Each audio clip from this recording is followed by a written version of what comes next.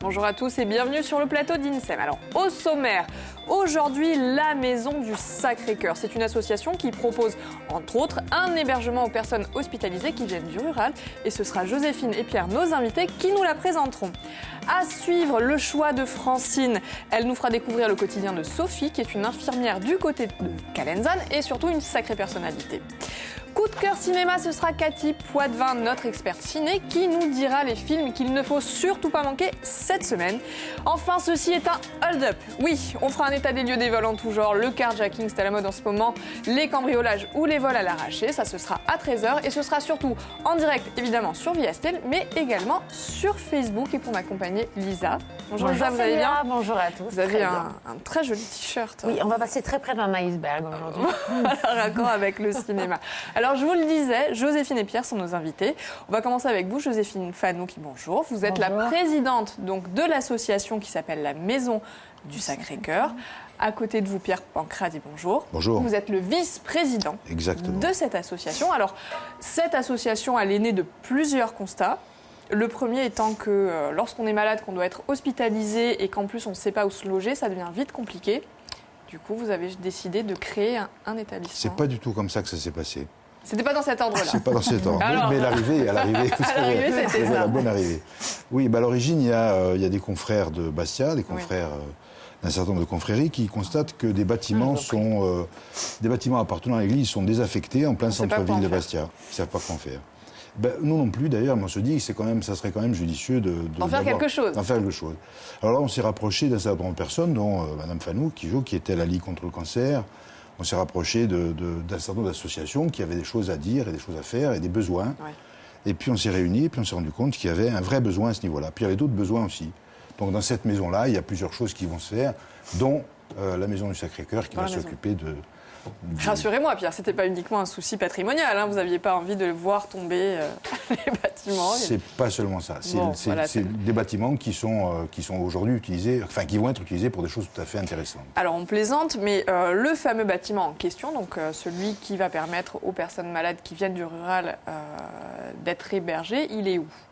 Il est en plein centre-ville, c'est boulevard Hyacinthe de Montère, je ne sais pas si ça va parler à beaucoup de monde, en plein centre-ville de Bastia. C'est à côté du... Alors, ces maisons du Sacré-Cœur, c'est intéressant parce que le bâtiment, c'est le bâtiment du Sacré-Cœur. Oui. C'est un bâtiment de jésuites, c'est un couvent de jésuites. C'est un ancien couvent, c'est ça ? De jésuites, oui. Vous avez d'un côté l'entrée du pensionnat Jeanne d'Arc, qui est une école d'enfants. Ouais. De l'autre côté, vous avez le collège Giraud, qui est des enfants. Et puis un peu plus bas, vous avez ce qu'on appelait le petit lycée avant à Bastia, c'est encore des enfants. Et là, vous avez le chœur, mais le chœur ne bat plus. Et nous, on va essayer de le faire battre. Vous êtes un poète. Un petit peu. Alors, qu'on comprenne bien, aujourd'hui, ça n'est pas encore ouvert. Ça n'est pas ouvert, non. Et ça n'est pas ouvert parce qu'il y a quand même un certain nombre de travaux à mettre en place pour que tout soit aux normes. Ces travaux demandent des besoins, des moyens. Des moyens et des moyens importants. Et c'est pour ça d'ailleurs que nous allons faire un concert. On va en parler le 25. On est pressé d'en parler. Oui, vous êtes pressé d'en parler, mais ne vous inquiétez pas, on en parlera. Joséphine, vous intervenez, donc aujourd'hui vous êtes quand même la présidente de cette association, mais fort de votre expérience, vous étiez secrétaire générale à la Ligue contre le cancer, et donc vous allez orienter. Pierre m'a contacté à ce moment-là pour me demander si ça pouvait nous intéresser. Donc on a fait une petite étude pour savoir qu'est-ce qui existait en Corse. Il n'y a pas grand-chose qui existe. Ouais. En dehors de la Ligue Ajaccio, qui a 2 chambres. Et puis l'hôpital de Bastia, qui a aussi 2 studios, mais qui sont... La différence avec nous, c'est que ces 2 studios doivent être occupés à la semaine, alors que nous, on peut faire à la nuitée. Donc c'est un avantage pour les gens financièrement et autres. Donc si tout se passe bien... et que vous réussissez à récolter des fonds, évidemment, l'ouverture sera prévue pour la fin du premier trimestre 2017. Mars, donc si tout se passe bien, mars 2017. Bientôt, tout se passe bien. Donc, si on a besoin de bénéficier de ce logement, comment est-ce qu'on va faire pour vous solliciter ? Alors, la première chose, je pense que Jo va pouvoir répondre très précisément. Non, vas-y, tu peux y aller. Mais la première chose, c'est les services hospitaliers. Ouais. Les demandes se font à ce niveau-là et nous, on est en rapport, on travaille avec les services hospitaliers, aussi bien avec des gens qui travaillent à l'hôpital qu'avec la direction même. Et donc je crois que la première des choses sera là. Ensuite, il y a le bouche-oreille qui va fonctionner. Et puis on n'a pas 300 chambres non plus. C'est un truc qui démarre avec très peu de... Ce sera combien de chambres Dans un premier temps, il y aura 4 chambres. 4 chambres. Et complètement équipées, avec un centre dans lequel il y a une cuisine commune, les gens puissent travailler. Il y aura un salon commun pour que ce soit un endroit convivial et une buanderie parce que il faut aussi être... Oui, pragmatique et pratique. Donc là, le premier partenaire, ce sera l'hôpital de Bastia. Et d'ailleurs, le service cardio-ambulatoire sera le premier à bénéficier de votre logement. Il y a le service de cardio-ambulatoire. Il y a également les gens qui font des chimios et des radiothérapies quand même, qui viennent du rural. Donc et qui sont peut-être fatigués pour monter dans la montagne, je veux dire. Voilà, donc voilà, c'est les partenaires principaux. Donc c'est pour les personnes qui sont malades et leurs familles, mais est-ce que ce sont les personnes du canton ou ça peut être n'importe quelle personne qui vient se soigner à Bastia? De toute la Corse. Toute la Corse, parce que vous avez par exemple le centre de néonatologie de Bastia est important, est au niveau régional, parce que vous avez des jeunes femmes qui viennent et qui ont des enfants prématurés, qui doivent rester encore à l'hôpital et que la maman est sortie, il est important d'avoir un endroit où elle puisse être logée. Alors, est-ce que ce sera gratuit ou est-ce que ce sera payant? Non, c'est quand même payant parce qu'il y a quand même des frais inhérents à la structure, quand même, électricité et eau. Donc, pour l'instant, on a fixé la nuitée à 20 €. C'est quand même beaucoup moins cher qu'une chambre d'hôtel. Sachant que les gens auront dans la cuisine, qui sera complètement équipée, des produits de première nécessité, café, du pâte, du riz, enfin des trucs. Donc c'est quand même assez prometteur. Pierre, si je devais récapituler les biens de l'église, tout ce qui est patrimoine immobilier qui tombe un peu à l'abandon, on ne sait pas quoi en faire, vous en faites un lieu d'hébergement. Oui, à côté de ça, il y aura aussi d'autres choses. Oui, il y a beaucoup de choses qui vont se faire. Il y aura un resto.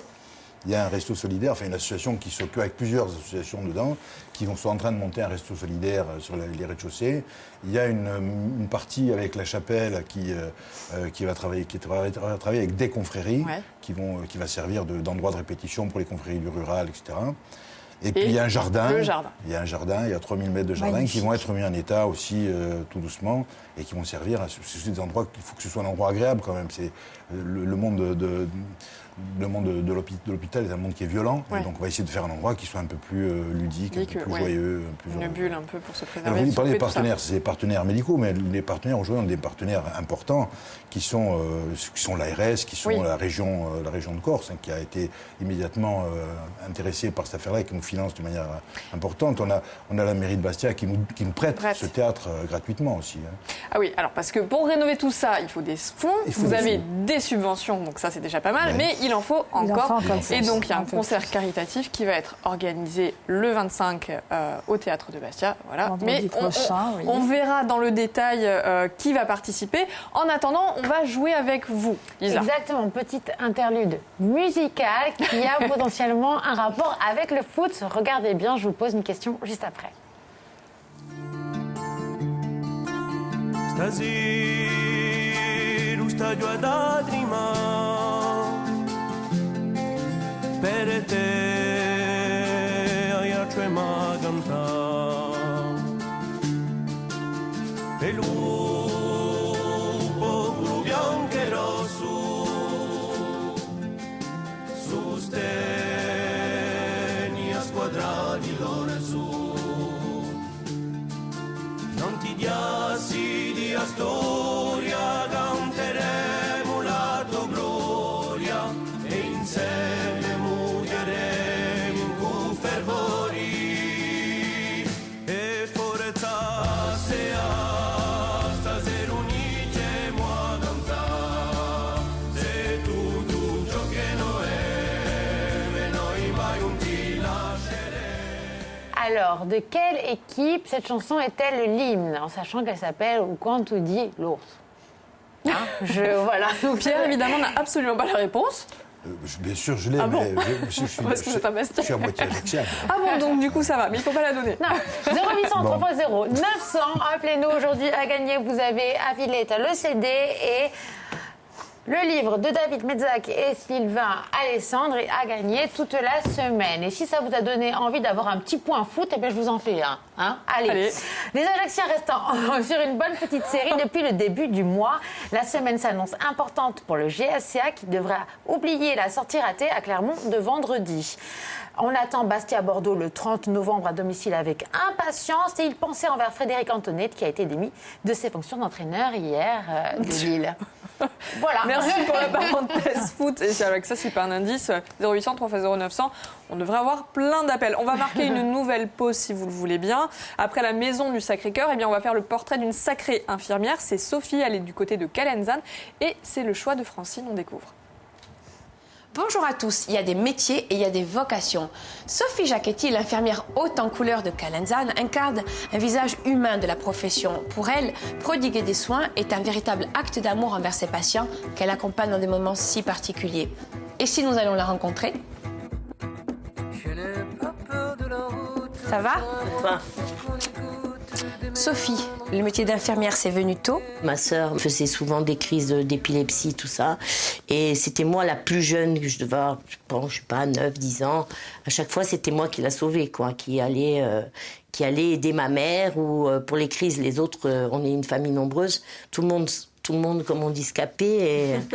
Mais moi, je restais. Voilà, je pense que je l'ai toujours eu en moi. Casablanca, ça évoque quoi pour toi? Casablanca, c'est ma ville de naissance déjà. En 77, j'ai fait dans une école de bonnes sœurs. J'ai fait toute ma préparation pour préparer le concours à l'entrée d'école d'infirmière. Donc, ceci dit, pendant 1 an. Et ensuite, j'ai fait mes études à l'école Croix-Rouge à Française à Casablanca. Ensuite, j'ai eu envie d'aller voir ce qui se passait ailleurs. Et j'ai trouvé, mon premier poste, c'était dans une clinique à Ajaccio. Et puis après, on m'a proposé un poste à Tatonne, à l'hôpital de Tatonne, où je suis restée 5 ans. Et ensuite, j'ai une copine qui m'a dit qu'une infirmière de Calenzane cherchait une remplaçante pour faire du libéral. C'est difficile parce que tu es à l'hôpital, tu es entouré, tu as les médecins, tu es dans une structure. Et là, en libéral, tu te retrouves seul. On rend beaucoup de services aux gens, on est très disponible, on est toujours là. Tu as déjà eu des expériences, j'imagine, plutôt douloureuses, plus marquantes que d'autres? Je me souviens d'une jeune fille qui avait une maladie malheureusement incurable et qui ne l'est toujours pas. Et ça a été... Bon, elle avait 7 ans quand on a commencé à s'occuper d'elle. Et là, oui, là, on participait à toute sa vie, quoi. On était très attachés, elle à nous et nous à elle, quoi. Et puis, bon, on a des liens très forts qui se créent avec la famille. On est soignants, mais en même temps, on est très impliqués dans leur vie. On participait à tous ces bons et mauvais moments. Après, on était invités aux communions, à tous ces moments de joie qu'elle avait. Et quand elle est partie, ça a été assez dramatique pour nous. Ça a été très, très dur. Justement, comment on se protège? Elle est où la frontière entre le professionnel de santé et l'être humain? Heureusement, on a... je pense qu'on a le don de rebondir, comme je dirais. La souffrance est là, même si c'est pas ta famille, mais bon, c'est presque ta famille, parce que tu les soignes tous les jours, tu vas tous les jours chez eux, tu rentres chez eux, tu es dans leur intimité, dans tout. Et après, ce qu'il y a, c'est qu'on a quand même... il faut qu'on se protège, on peut pas s'arrêter là-dessus. Il faut continuer. Il y a d'autres personnes à soigner. Il faut amener la joie on ne peut pas arriver chez les gens avec de la peine au cœur. Il faut de la joie. Il faut être toujours positif. Prochain. Ça va. Ok, c'est noté. Allez, ciao Claude. Sophie, c'est quoi une bonne infirmière? À bientôt. Je dis toujours, une bonne infirmière, c'est celle qui ne se prend pas pour un médecin. Vous voyez, même dans les moments compliqués, il y a de sacrées personnalités, il y a toujours du positif. Alors, pendant ce petit sujet, Cathy nous a rejoint. Bonjour Cathy. Bonjour. Vous êtes notre experte cinéma Et vous nous avez sélectionné 3 films à ne surtout pas manquer cette semaine. Et le premier, un peu de baume au cœur. Hein. Un peu de baume au cœur, oui. On a une semaine riche en cinéma, il va y en avoir pour tous les goûts. Donc on va commencer par... on nous promet du rire, en fait. Il y a un film qui sort aujourd'hui, qui est la dernière grosse comédie américaine, signée Jared Hess, et ça s'appelle Les Cerveaux. Je crois qu'on a quelques extraits à voir. On va regarder un petit extrait. Ouais. Ça va poser les choses. Montrer ma propre affaire. Tu vois le genre? Je pourrais traquer les bandits et les prisonniers en fuite. Je pourrais être chasseur de primes ou huissier, un truc dans le genre.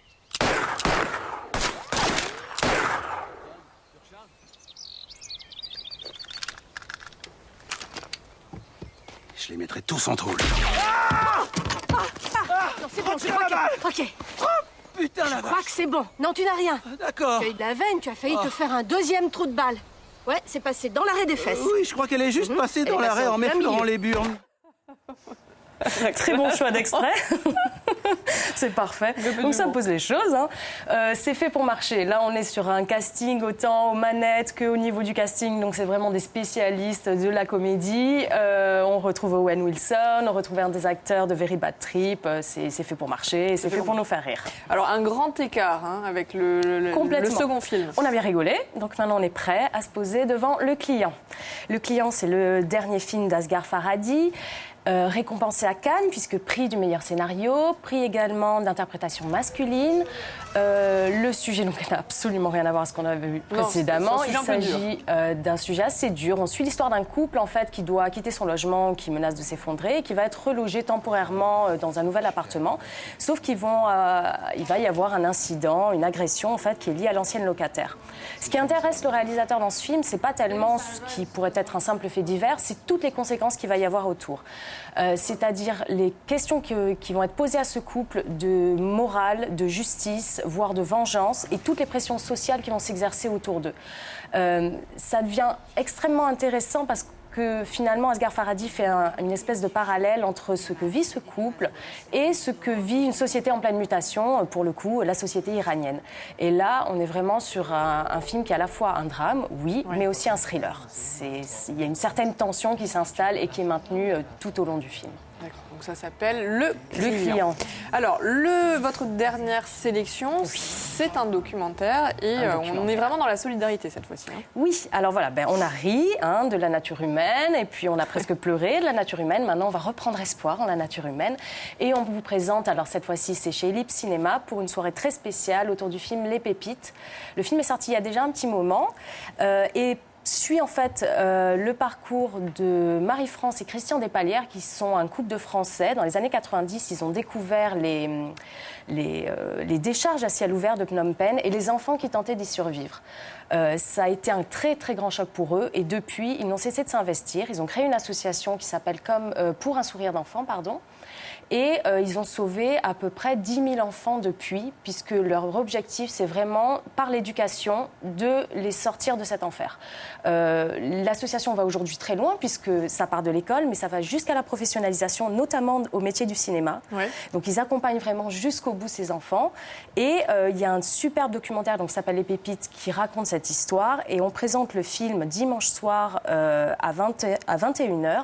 Il y aura un tarif unique de 8 € parce que nous allons reverser 4 € à une association d'ici, pour le coup, à Spartera. Ouais. Ce sont de jeunes infirmiers qui montent un projet au Cambodge et qui se sont rapprochés de l'association Pour un sourire d'enfant pour monter ce projet. Donc voilà, là, c'est pas seulement voir du bon cinéma, c'est aussi soutenir une belle initiative. Ça nous montre qu'il est encore possible, exactement, même quand on a peu de moyens, mais avec beaucoup d'envie de faire des très belles choses et d'aider un peu les gens autour de soi. Cathy, vous nous avez donné envie. On va regarder un extrait des Pépites. Regardons. ខ្ញុំរើសចាយនៅលើកណ្ដោសាំងតាំងពីអាយុ6ឆ្នាំដល់អាយុ14ឆ្នាំស្រកាត្រីក៏ខ្វក់ក្លិនមិនល្អគ្រប់គ្នាបោះចោលក្នុងធុងសំណាមវាមិនខុសអ្វីពីពួកយើង Il demandait qu'un repas par jour. Et aller à l'école.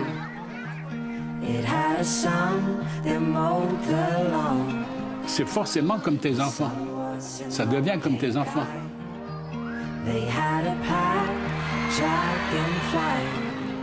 Et on a trouvé un terrain qui était à vendre. On n'avait jamais rien construit, nous. On sentait bien qu'on partait dans une aventure.